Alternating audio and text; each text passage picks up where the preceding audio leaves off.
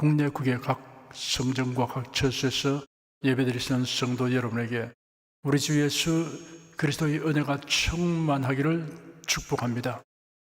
성령께서 이 시간 우리 각 사람에게 살았고 운동력 있는 말씀의 권능을 풍성하게 체험하게 하여 주시고 주 예수 그리스도를 아는 지식에 더하게 하실 것을 확신합니다. 오늘은 누가복음 19장 41절에서 44절까지를 함께 살펴보겠습니다. 41절에서 44절까지 함께 읽겠습니다. 가까이 오사 성을 보시고 우시며 가라사대 너도 오늘날 평화에 관한 일을 알았다면 좋을 뻔하였거니와 지금 네 눈에 숨기었도다. 날이 이를지라 네 원수들이 토성을 쌓고 너를 둘러 사면으로 가두고 또 너와 및 그 가운데 있는 네 자식들을 땅에 메어 치며 돌 하나도 돌 위에 남기지 아니하리니 이런 권고받는 나를 네가 알지 못함을 이남이니라 하시니라. 예수님은 예루살렘 성이 다 내려다 보이는 감람산에서 무리들의 환영을 받으며 언덕을 내려오고 있었습니다. 유대인들은 메시아 왕국이 성전에 있는 예루살렘에 세워질 것을 기대하고 믿었습니다. 그래야 예수님의 예루살렘 입성이 드디어 그들의 기대와 소원을 이루어지게 할 것으로 알고 흥분되고 환희가 넘쳤습니다. 그런데 예수님은 예루살렘 도성을 바라보시고 우시며 예루살렘의 멸망을 예고하셨습니다. 이 예언은 약 40년 후인 주 70년에 이루어졌습니다. 로마에 저항하는 예루살렘을 공격하기 위해 로마의 티투스 장군이 예루살렘을 완전 포위하였습니다.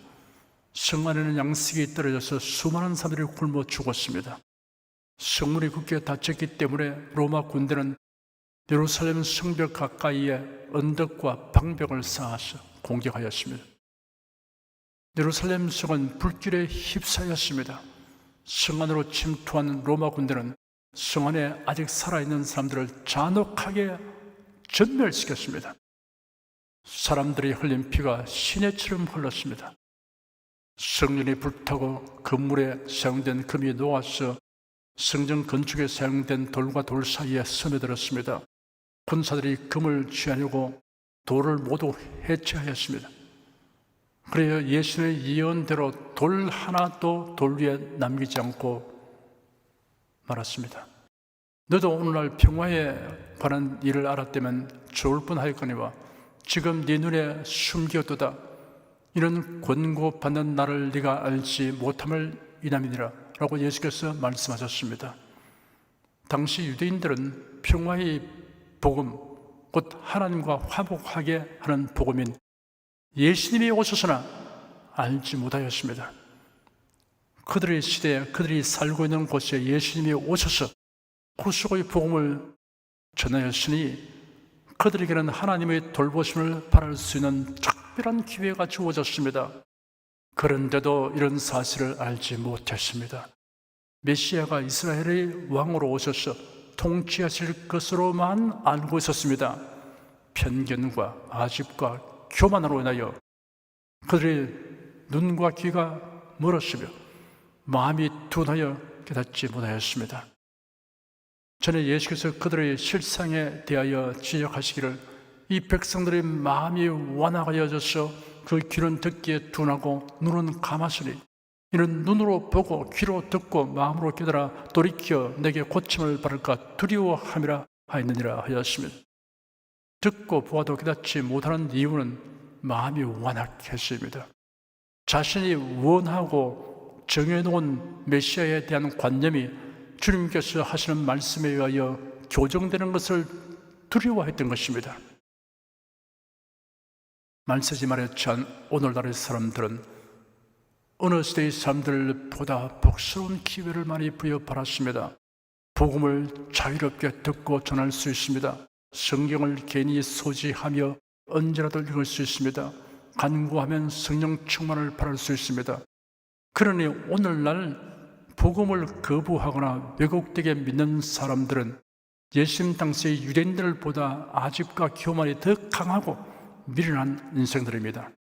예수 그리스도로 말미암은 참된 평화와 구원의 소식을 듣고 회개와 믿음으로 구세주를 영접한 여러분은 실로 복 있는 사람입니다. 오늘 본문에서 우리 마음에 커다란 충격과 감동을 주는 장면은 예수께서 예루살렘 성에 가까이 오셔서 성을 보시고 우시는 모습입니다. 예수님은 신성과 인성을 다 가지셨으므로 인생들을 불쌍히 여기셔서 눈물을 흘리며 우셨습니다. 사람은 태어나면서 울고 일생 동안 여러 가지 사연으로 인하여 눈물을 흘리며 울고 죽을 때는 여러 사람의 눈에 눈물을 흘리게 합니다. 하지만 이 세상에서 살 동안에 때로는 눈물을 흘리며 우는 것이 유익하고 복이 되는 경우가 있습니다. 눈물은 누순과 그 부근에 산재하는 부누순에서 결막낭 안으로 분비되는 분비액으로 투명한 액체입니다. 이렇게 분비되는 눈물은 각막과 결막을 항상 적셔서 이물을 씻어 냄과 동시에 상피에 포로당과 산소를 주며 이산화탄소 등 그 밖에 노폐물을 빨아내고 또한 리소자임이라는 용균성 효소가 포함되어 있어 감염 방지 작용을 합니다. 사람이 흘리는 눈물을 성분으로만 분석한다면 물 98.2%, 식염 1.3%, 단백질 0.5%입니다. 우리가 하루 동안 잠자는 시간 8시간을 제하고 눈을 뜨고 있는 16시간 동안에 저절로 분비되는 눈물의 분량은 0.6cc 정도입니다. 그러나 실제로 사람이 흘리는 눈물은 그보다 더 많습니다. 왜냐하면 여러 가지 사정과 이유로 울어서 눈물을 흘리게 되는 일이 많기 때문입니다. 사람이 눈물을 흘리게 되는 경우는 참으로 다양합니다. 슬퍼서 흘리는 눈물, 괴롭고 아파서 흘리는 눈물, 억울하고 분해서 흘리는 눈물, 외로워서 흘리는 눈물, 그리워서 흘리는 눈물, 겁이 나고 두려워서 흘리는 눈물, 배고파서 흘리는 눈물, 측은하고 가련해서 흘리는 눈물, 탄식하여 흘리는 눈물, 감동하여 흘리는 눈물, 기뻐서 흘리는 눈물, 고맙고 감사해서 흘리는 눈물, 뉘우침으로 흘리는 눈물, 애타고 사랑하여 흘리는 눈물이 있습니다. 눈물의 분비량은 일반적으로 어린아이가 어른보다 여성이 남성보다 많다고 합니다. 그러나 사람들이 눈물을 나약함의 상징처럼 여기는 것은 잘못입니다. 성경에 보면 성군 다윗, 선지자 예레미야, 사도 바울은 모두 눈물이 많은 사람이었습니다. 눈물을 흘리며 우는 것은 인간의 특성 중의 하나입니다. 눈물이 없는 사람이란 오히려 비정상적인 사람입니다. 그 심령이 메마르고 굳어있는 증거입니다. 비정한 사회는 눈물을 비웃습니다. 눈물은 인간 사회를 참으로 인간이 사는 사회답게 하여 줍니다. 눈물을 흘려야 할 때 눈물을 흘리면 성도의 가장 큰 덕목 가운데 하나입니다. 실제로 눈물이 많은 성도들이 모이는 교회는 부흥됩니다. 그렇다고 걸핏하면 눈물을 줄줄 흘리는 사람이 되는 것이 좋다는 뜻은 아닙니다. 무슨 이유로 눈물을 흘리는가 하는 것이 중요합니다. 우리가 반드시 흘려야 할 눈물이 있습니다. 첫째, 회개의 눈물을 흘려야 합니다. 세상에서 완전 무결한 사람은 없습니다. 참으로 연약하고 부족한 것이 사람입니다. 그래야 일생 동안 수많은 실수와 죄를 짓고 살아갑니다. 그러나 사람의 사람다움은 반성하고 뉘우치며 회개하는 데 있습니다. 하나님께서 찾으시는 사람은 전혀 죄를 짓지 아니하는 사람이 아닙니다. 왜냐하면 그러한 사람은 없기 때문입니다. 다만 인간이 연약하여 죄를 범하였을 때 이를 애통하며 눈물을 흘리는 사람을 찾으시고 긍휼과 자비를 베풀어 주시는 것입니다. 다윗은 훌륭한 신앙과 인격을 갖춘 사람이었지만 그도 잘못을 범하여 회개의 눈물을 흘렸습니다. 내가 탄식함으로 곤핍하여 밤마다 눈물로 내 침상을 띄우며 내 혀를 적시나이다 하였습니다. 다윗은 하나님의 구하시는 제사는 상한 심령이라 하나님이여 상하고 통회하는 마음을 주께서 멸시치 아니하시리다 라는 믿음을 가졌습니다. 예수님의 제자 중의 수제자인 베드로는 예수님의 신문 팔아선 현장까지 따라갔습니다. 대제사장의 하족들이 예수님의 얼굴에 침 뱉으며 주먹으로 치고 혹은 손바닥으로 때리며 그리스도야, 우리에게 선지자 노릇을 하라! 너를 친 자가 누구냐? 라고 가혹하게 다루는 장면을 목도하고 두려워 떨었습니다. 베드로를 알아보는 자들이 베드로에게 너도 예수와 함께 있었던 자이다 하니 내가 그 사람을 알지 못한다 라고 딱 잘라 부인했습니다. 이런 일이 3번 반복되었습니다. 그때 타구는 소리가 들렸습니다. 그 순간 베드로는 자신이 예수님을 위하여 오게도 가고 죽을 각오도 되어 있다고 장담할 때 오늘 밤 다굴기 전에 네가 3번 나를 부인하리라 하신 주님의 말씀이 생각나서 밖에 나가 심히 통곡하였습니다. 제사장들에게 예수를 팔아넘긴 가룟 유다는 자신이 한 일을 후회하고 자살했습니다. 그에게는 회개의 눈물이 없었습니다. 그러나 죄를 짓고 통곡했던 베드로는 주님의 용서를 받고 새롭게 출발하였습니다. 회개의 눈물을 흘리는 사람은 하나님의 긍휼을 입게 됩니다. 용서받은 기쁨은 회개의 눈물을 흘리는 자가 얻게 되는 주님의 선물입니다. 저녁에는 울음이 기속할지라도 아침에는 기쁨이 오리로다 라는 말씀을 경험할 수 있습니다. 둘째, 감사의 눈물을 흘려야 합니다. 예수 그리스도를 믿게 되면 이전에 눈물이 메마른 사람도 눈물이 많아집니다. 교회당에 들어와서 예배만 드리면 웬일인지 눈물이 흘러내려서 주체할 수 없으니 왜 그러냐고 질문하는 성도가 있습니다. 이러한 눈물은 육체적인 자극이나 정신적인 충격에서 나오는 것이 아니라 하나님의 은혜와 사랑에 그 영이 기뻐하고 감동하여 눈물을 흐르게 하는 것입니다. 그리고 성도들의 눈에는 자주 눈물이 가득하게 되는 것은 오히려 자연스러운 일입니다.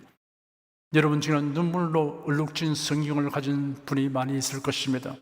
설교를 듣다가 위로나 기쁨이나 감격의 눈물로 인하여 설교자가 흐릿하게 보이는 경험을 하는 분도 있을 것입니다. 찬송 부르면서 눈물을 흘리는 것은 성도들에게 흔히 있는 일입니다. 사람이 흘리는 눈물 가운데 가장 고귀한 눈물은 주 하나님의 은혜와 사랑에 감격하고 감동하여 흘리는 눈물입니다.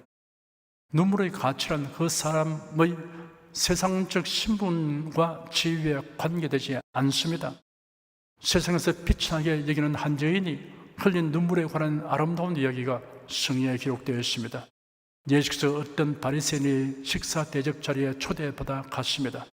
예수께서 그 집에 들어가 앉으셨을 때 그 동네에서 좋지 못한 행실로 인해 죄인이라고 취급받는 한 여인이 향유 담은 옥합을 가지고 와서 예수의 뒤로 그 발 곁에서 울며 눈물로 예수의 발을 적시고 자기 머리털로 씻고 그 발에 입 맞추고 향유를 부었습니다.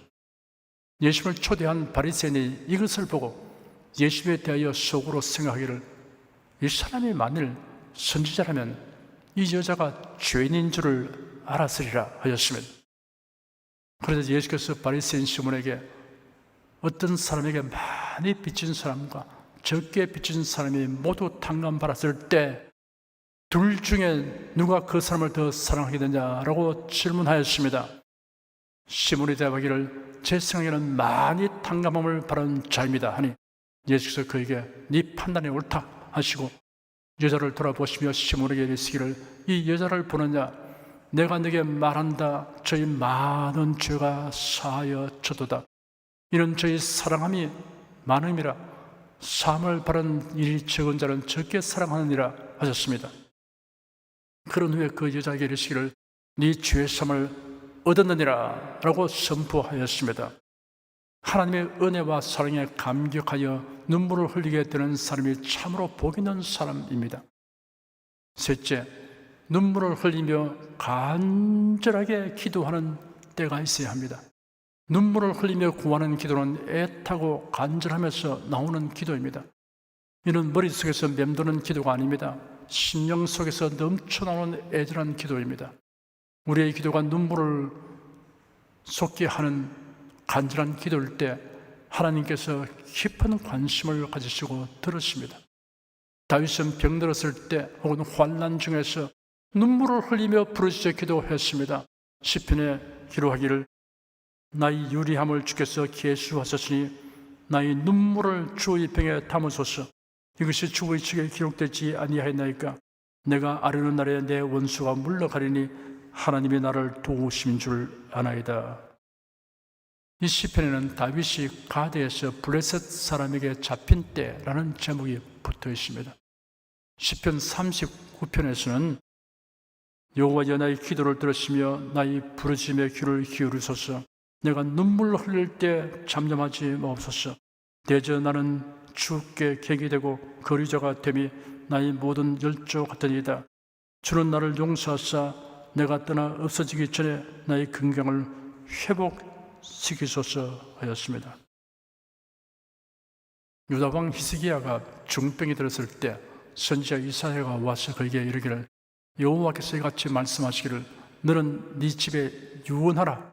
네가 죽고 살지 못하리라 하셨나이다 하였으며 이사야가 떠나자 히스기야가 얼굴을 벽으로 향하고 여호와께 기도하기를 여호와여 구하오니 내가 주의 앞에서 진실과 전심으로 행하며 주의 목전에서 선하게 행한 것을 추하옵소서 하고 심히 통곡하였습니다.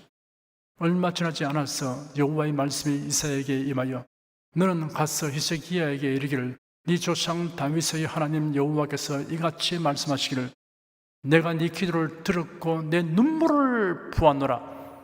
내가 네 수완에 15년을 더하고 너와 이 성을 아수르 왕의 손에서 건져내겠고 내가 또 이 성을 보호하리라 하였습니다.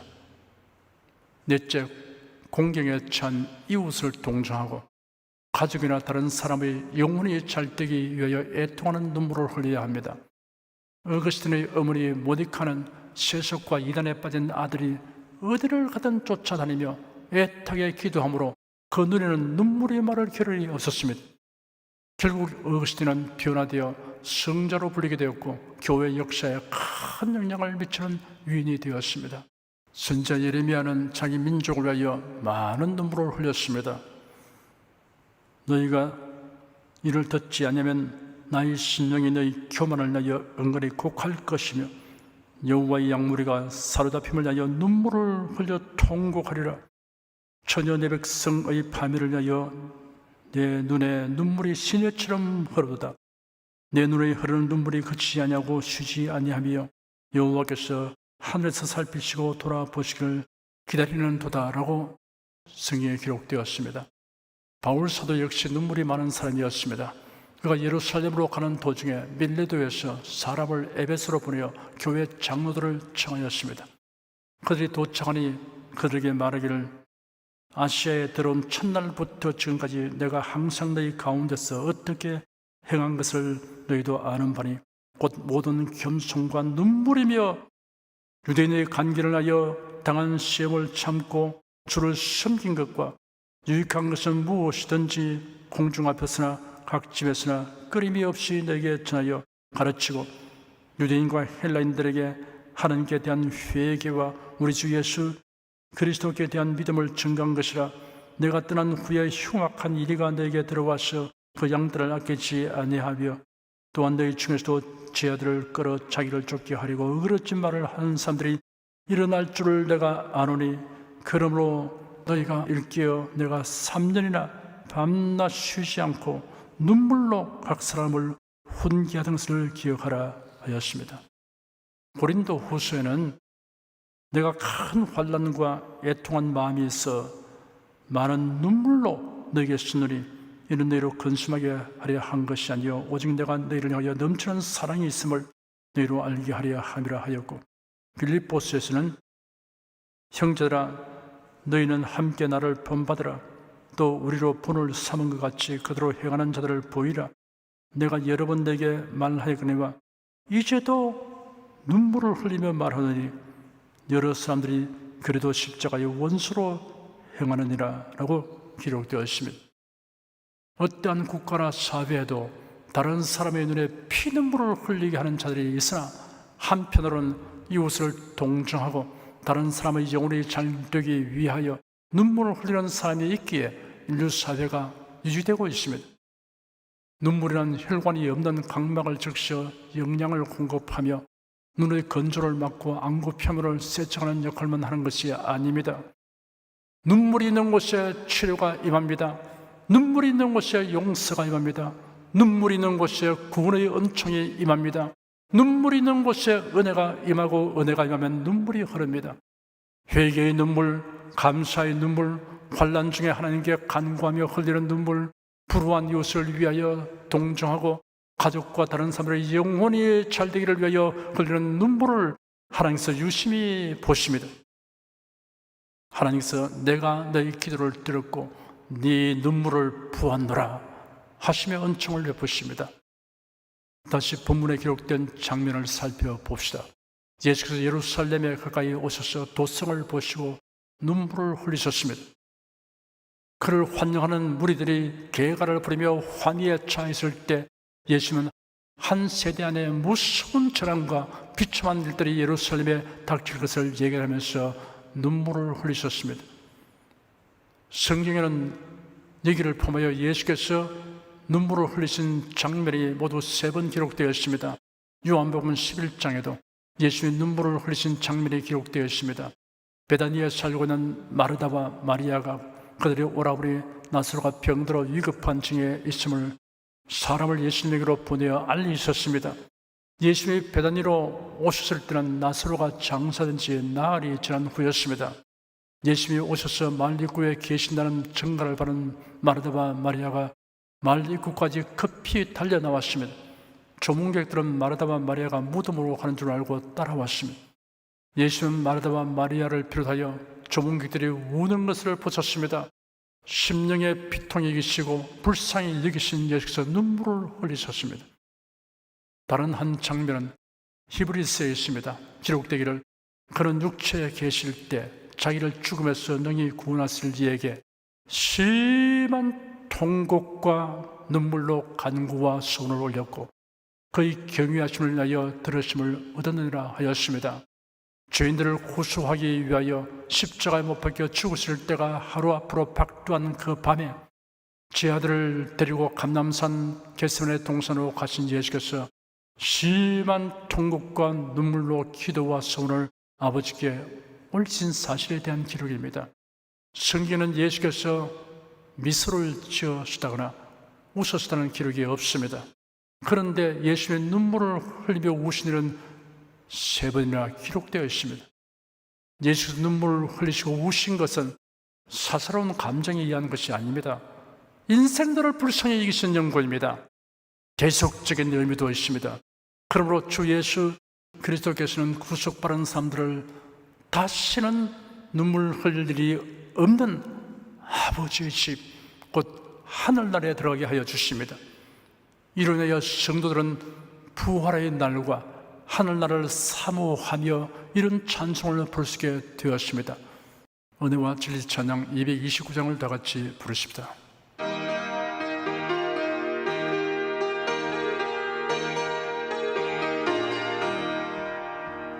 저 하늘에는 눈물이 없네 거기는 슬픔도 없네 저 하늘에는 눈물이 없네 거기는 승리만 있네 고통은 모두 다 사라져버리고 영광만 가득 차겠네 우리의 주님과 함께 있을 때는 영원한 기쁨 있겠네 저 하늘에는 눈물이 없네 거기는 기쁨만 있네 저 하늘에는 눈물이 없네 거기는 찬송만 있네 세상의 근심은 사라져버리고 영광만 가득 차겠네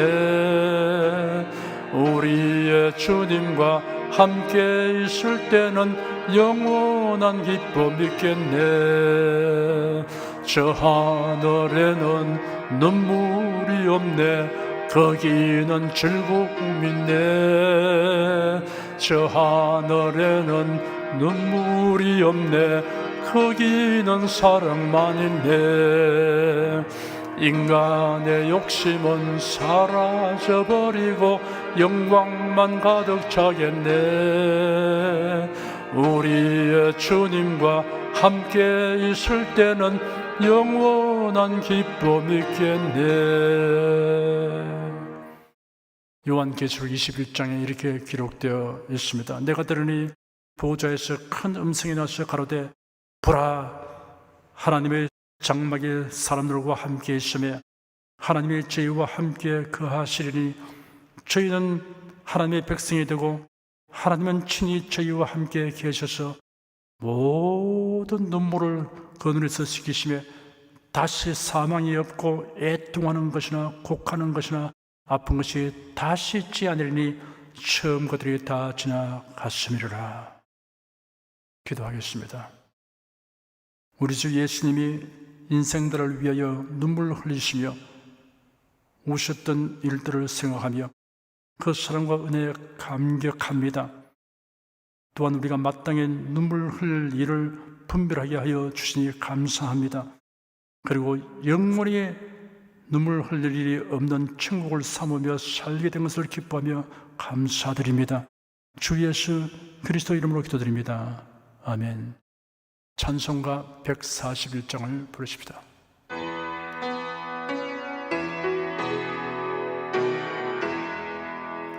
웬 말인가 날 위하여 주 돌아가셨나.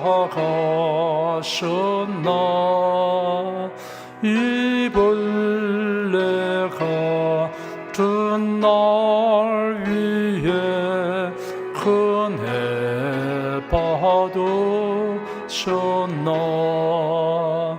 내 지은 죄 다 지시고 못 박히셨으니 웬일인가 웬 은행가 그 사랑 크셔라. 주 십자가 못 박힐 때 그 해도 빛 잃고 그 밝은 빛 가리워서 캄캄케 되었네. 나 십자가 대할 때에 그 일이 고마워. 내 얼굴 감히 못 들고 눈물 흘리도다. 널 울어도 눈물로서 못 갚을 줄 알아. 몸밖에 드릴 것 없어 이 몸 바칩니다.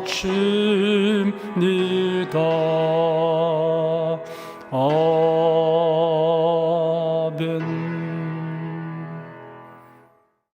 여러분 중에 그리스도인이 아니었으나 지금 하나님의 나라 백성이 되고 하나님의 자녀가 되기를 원하시는 분이나 지난날 교회에 다녔으나 그동안 신앙생활을 하지 아니하신 분은 지금 저를 따라서 신앙 고백 기도를 하시기 바랍니다. 성도 여러분은 자신의 신앙을 견고히 하기 위해서 따라서 함께 기도하십시오. 하나님 아버지, 저를 불러주니 감사합니다. 예수께서 십자가에 못 박혀 죽으시고 죽으면서 부활하심으로 저희 모든 죄를 사하여 주시고 저를 구원해 주시니 감사합니다. 예수는 나의 구세주이시며 하나님이시며 주님이심을 믿고 고백합니다. 하나님을 변함없이 경외하고 사랑하고 의지하며 살겠습니다. 힘써 복음을 전하며 살겠습니다. 예수님 이름으로 기도드립니다. 아멘. 여러분 가슴에 손을 얹으십시오. 우리 기도를 응답하시는 하나님을 앙망하시기 바랍니다. 병장한 분들은 아픈데 믿음의 손을 얹으십시오. 주 성령께서 우리 가운데 임하여 계십니다. 예수님의 사랑과 능력과 대속의 은혜로서 우리를 치료하여 주십니다. 성령의 나타남과 능력으로 표적과 기사를 베풀어 주십니다. 나는 너희를 치료하는 여호와임이라. 예수께서 가르치시며 천국 복음을 전파하시며 모든 병과 모든 약한 것을 고치시니라. 너희 중에 병든 자가 있느냐 위하여 기도할지니라. 믿음의 기도는 병든 자를 구원하리니 주께서 저를 일으키시리라. 병 낫기를 위하여 서로 기도하라. 이러한 성경 말씀에 의하여 우리가 하나님께 신주를 간구하오니 응답하여 주시옵소서. 병들어 고통하는 친족과 교우들을 위하여 기도하오니 불쌍히 여기시고 치료하여 주시옵소서.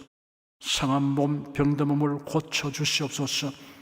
뇌, 구강, 혀, 척수, 갑상선, 임파선, 뼈, 골수, 인대, 관절, 디스크, 근육, 신경, 혈액, 혈관, 피부를 고쳐 주시옵소서. 시각기관, 청각기관, 심장, 호흡기, 소화기, 비뇨기 기능이 완전하게 하여 주시옵소서. 예수 그리스도 이름으로 명한다. 병만은 물러가라. 통증과 염증은 나을지어다. 암과 종양은 소멸될지어다. 각종 장애는 치유될지어다. 예수 그리스도 이름으로 명하노라. 지금 낫게 될지어다. 순식간에 나을지어다. 모든 병과 모든 약함은 치유될지어다. 병약의식은 제거되고 건강의식으로 충만하게 될지어다. 생활에 다가오는 풍파는 고요하고 잠잠하게 하여 주시옵소서. 모든 일에 항상 모든 것이 넉넉하여 드리고 베푸는 일을 풍성하게 행하도록 하여 주시옵소서. 슬픈 일을 당한 성도들에게는 주님께서 손님으로 붙들어 주시고 주님의 음성을 듣게 하여 주시옵소서. 슬픔보다 더 큰 위로가 임하여 속히 극복하게 하여 주시옵소서. 어제나 오늘이나 동일하신 예수께서 지금도 우리를 용서하시고 치료하시며 위로하여 주시니 감사합니다. 주 예수 그리스도 이름으로 기도드립니다. 아멘. 내 믿음대로 될지어다. 기쁘고 감사한 마음으로 예물을 드리십시다.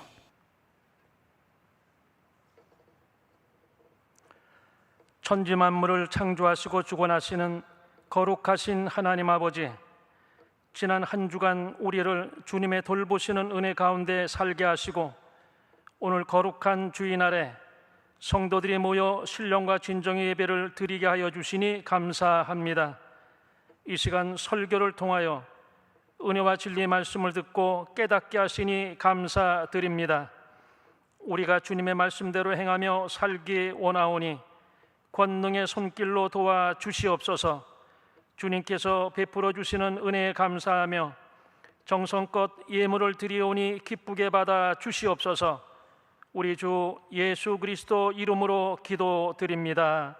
아멘.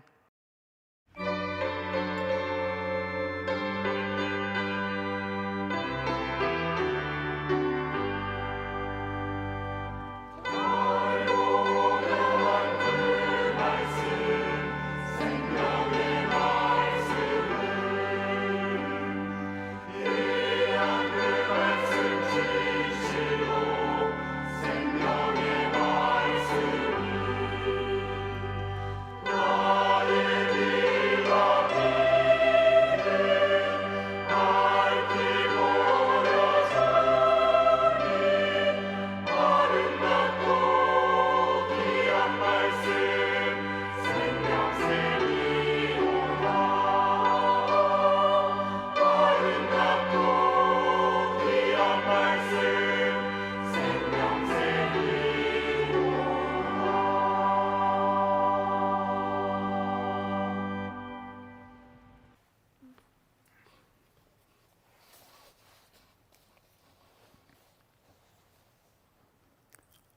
드리스님을 위해 축복하겠습니다. 하나님께 감사헌금 11조 건축헌금 선교헌금 1,000교회 설립헌금을 드렸습니다. 향기로운 예물로 연락해 주시고 우리 온 성도들의 산업을 풍성하게 하여 주시옵소서. 예수 그리스도 이름으로 기도드립니다. 아멘. 성령 부르겠습니다.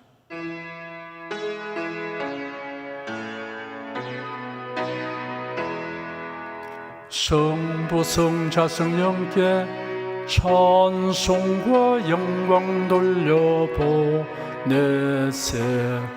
태초로 지금까지 또 영원 무궁토록 성삼위께 영광 영광.